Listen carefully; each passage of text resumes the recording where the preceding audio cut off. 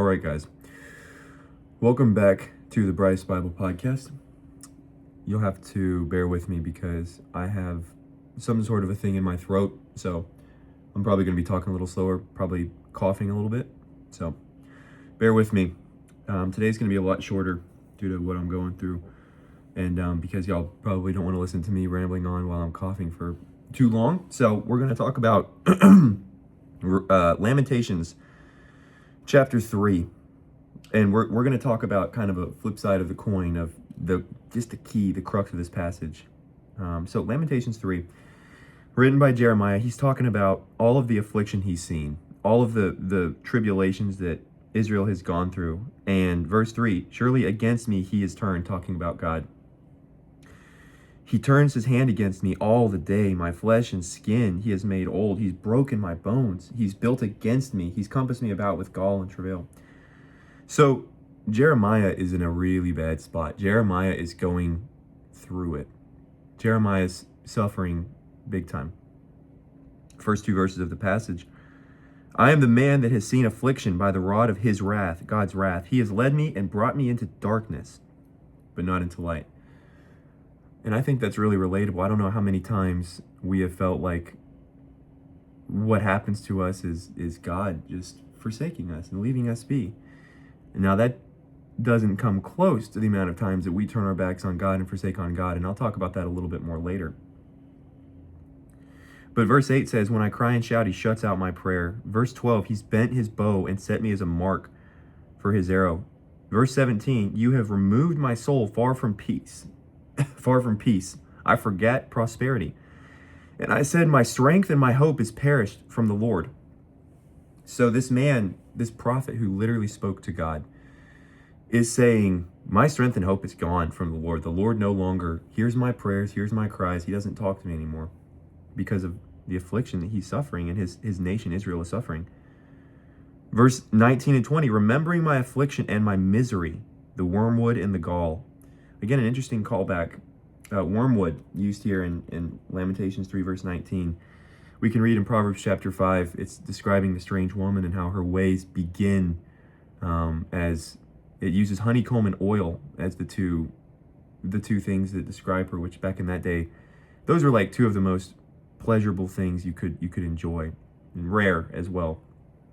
So then here, and then in Proverbs 5 as well, it uses wormwood. It uses wormwood twice in this passage as well, but it uses wormwood as the reality of who the strange woman is. The strange woman is not truly honeycomb and oil. She's actually wormwood, and it also uses a two-edged sword. And then it uses the steps to hell, the steps to death. That's what this strange woman, this perverse woman, actually is the steps down to hell. So he says, remembering my affliction and my misery, the wormwood and the gall, my soul still has them in remembrance, and my soul is humbled within me. Then here in verse 21, we see a switch.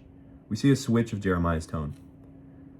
This I recall to mind, therefore have I hope. Verse 21, it's the first verse in a long time in Lamentations that there is hope. I think it may actually be the first verse in the entire book of Lamentations that has any hope in it. Because the first three chapters until verse 21, until verse 21 of Lamentations chapter 3 is just Jeremiah talking about how bad things are and how Jerusalem is ruined, how Israel is destroyed, how the Lord does not hear him anymore. Verse 21, this I recall to mind, therefore have I hope. It is of the Lord's mercies that we are not consumed, because his compassions fail not. They are new every morning. Great is thy faithfulness. So I want to talk about this from two different angles. The first angle, from a human perspective of what we do wrong. We fall. We sin. But it is of the Lord's mercy that we are not consumed.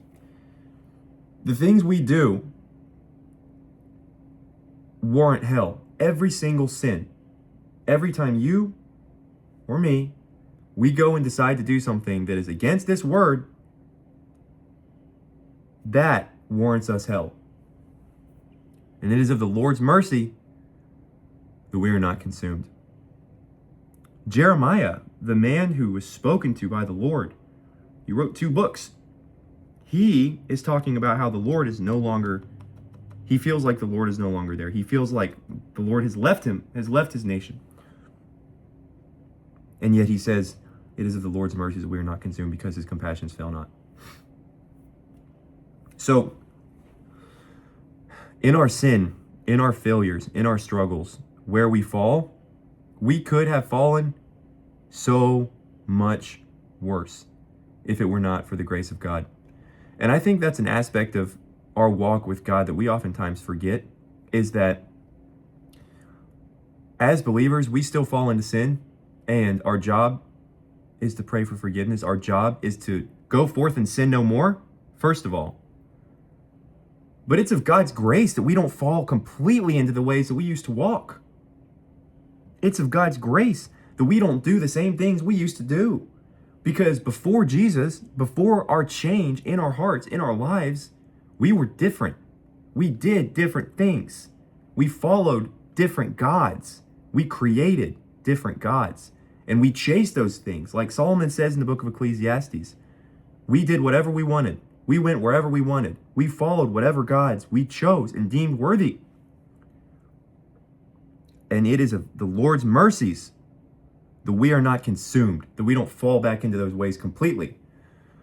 The sin that we struggle with, our prayer, our deepest prayer should be that it becomes less and different in nature from these big abominable sins that you see talked about. A lot of them in the New Testament, Paul writes about these abominable lists of sin. We want to see less and less and less and less of those things in our lives. When Paul talks about lust, the greatest form of lust is, there's probably a few, but I mean, obviously, adultery, cheating on your wife, looking at pornography, and doing sexual activities that are explicit outside of a marriage relationship. Those are the most obvious things in that category. But then if you filter it down, we're told by Jesus that if you lust over a woman in your heart, that's still a sin. There's still sin there. But our prayer is that no longer do we commit adultery. No longer do we look at pornography. No longer do we act in explicit ways sexually outside of a marriage. We pray that those things are removed from our life. The Lord will not let us fall into them. It's of the Lord's mercies we are not consumed. That our sins grow less and less and less as we are conformed more into his image. The less of us we have in us, the more of Jesus can fit inside of us. The less we try to control our lives, the less we try to grab the reins and hold on, the more Jesus comes into our lives and holds on to us and takes care of us and shows us where to go. It is of the Lord's mercies that we are not consumed, that every single day we don't fall back into the ways that we used to go, the ways we used to walk, the things we used to do, the false gods we used to worship. It's of the Lord's mercy.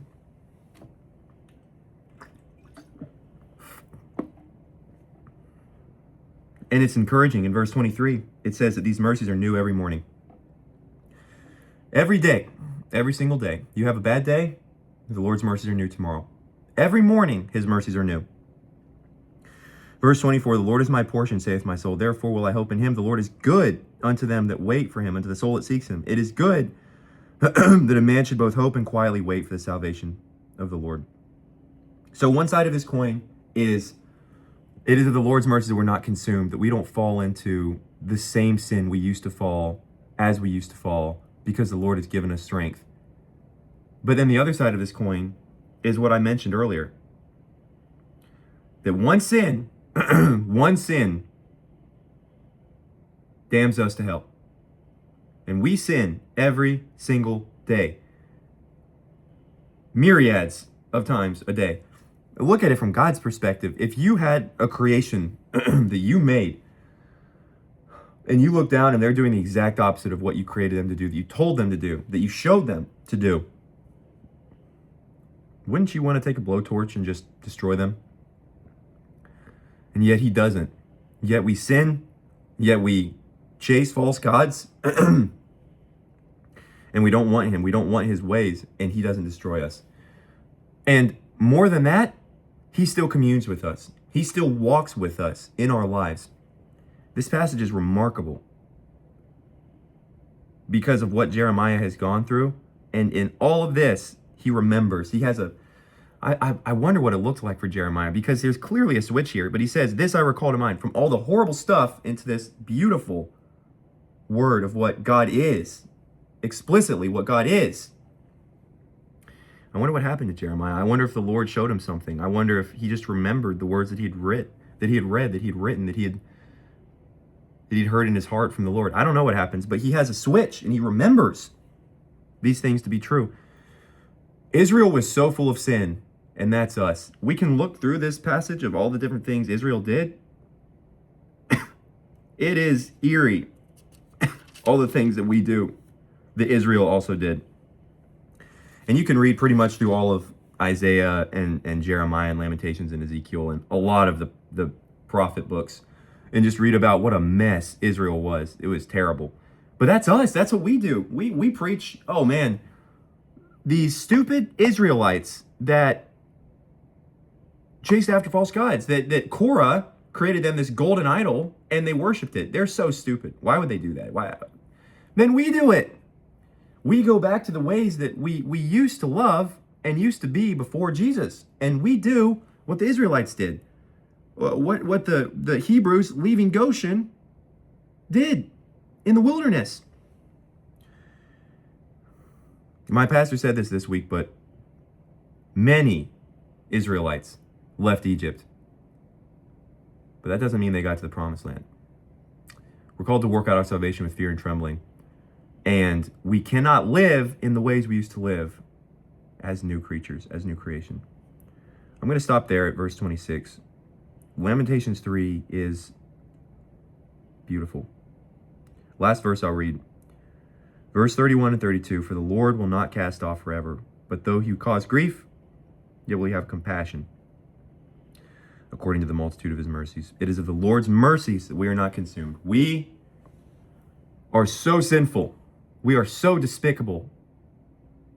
Our hearts are desperately wicked. Who can know them? Jeremiah also says that. And yet, he loves us. Hope you have a good week. Goodbye.